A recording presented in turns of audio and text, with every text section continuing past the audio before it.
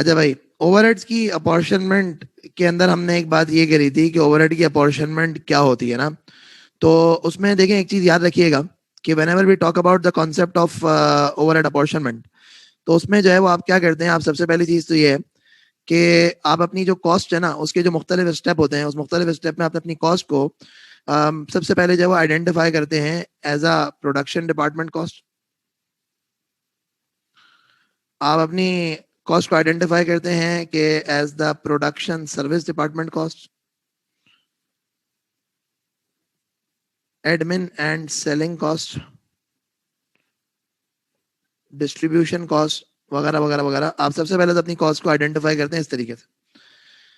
तो अब now what happens is,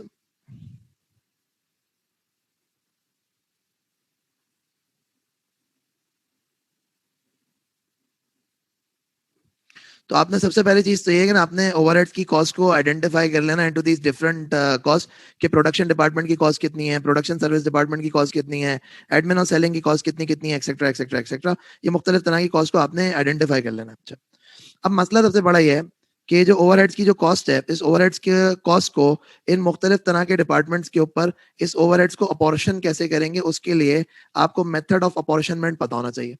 क्या मतलब मेथड ऑफ अपॉर्शनमेंट पता होना चाहिए? जैसे मिसाल है, अब कॉस्ट मुख्तलिफ तरह की होती है ना। आपके पास लाइटिंग की कॉस्ट होती है, आपके पास डेप्रिसिएशन की कॉस्ट होती है, आपके पास हीटिंग की कॉस्ट होती है, उसके अलावा जो है आपके पास इंश्योरेंस की कॉस्ट होती है, आपके पास जो है वो कैंटीन की कॉस्ट होती है। बेशुमार तरह की कॉस्ट आपके पास मौजूद होती है। तो अगर ये बेशुमार तरह की कॉस्ट हमारे पास मौजूद होती है, तो इस बेशुमार तरह की कॉस्ट को कैसे किया जाता है, कैसे नहीं किया जाता, उसकी तरह थोड़ी सी बात करते हैं।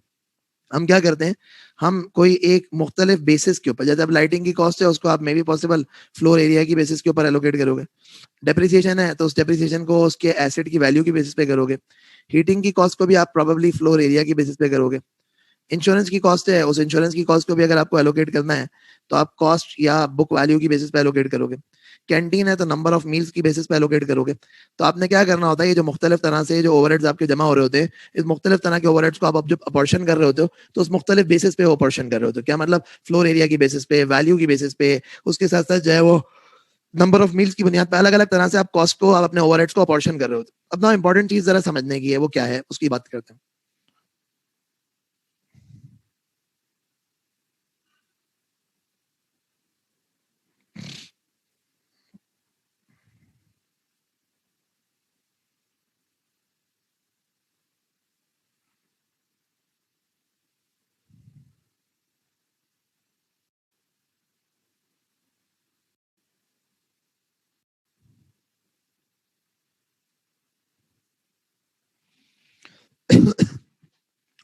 तो देखें, अब मिसाल है कि आपके पास जो है वो बिजली का जो बिल आ गया ना, इलेक्ट्रिसिटी का जो आपके पास बिल आ गया, वो आपके इलेक्ट्रिसिटी का बिल आ गया, लेट्स से कि $100,000 का।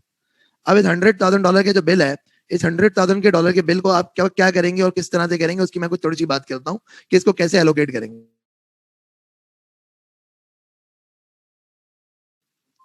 सही है, जब देखें आप कैसे एलोकेट करेंगे और कैसे नहीं करेंगे।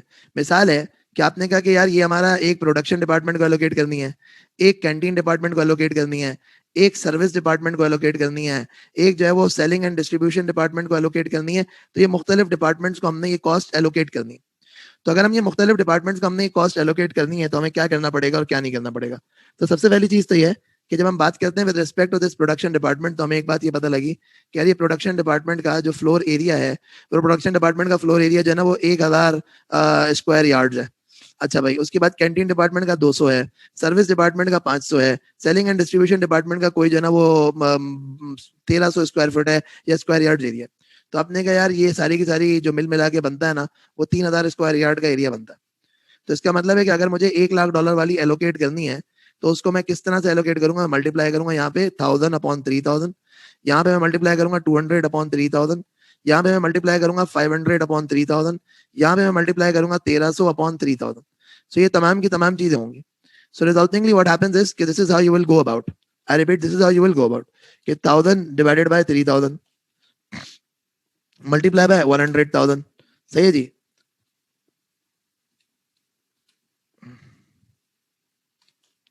तो 33,333 आप इस डिपार्टमेंट को दे देंगे।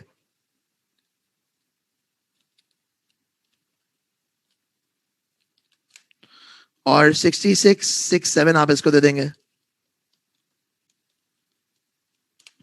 और आप 16667 इसको दे देंगे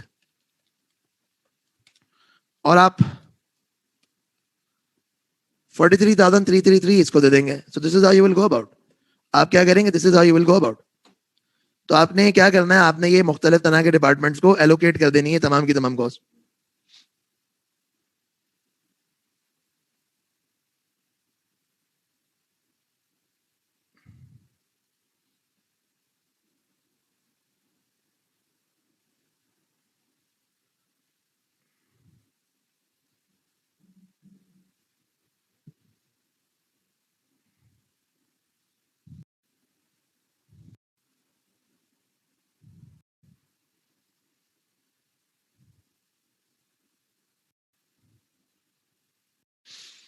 सही. Now let's move a bit forward. तो ओवरहेड्स के अंदर सबसे इंपॉर्टेंट चीज क्या है कि आपको ओवरहेड्स के अंदर जो है ना इसकी अपॉर्शनमेंट करनी है. तो अपॉर्शनमेंट में एक तरीका तो ये होता है कि ये मुख्तलिफ तरह के डिपार्टमेंट्स को आपको जो है ना वो बाकायदा तौर पे इस पे अपॉर्शन करना होता है.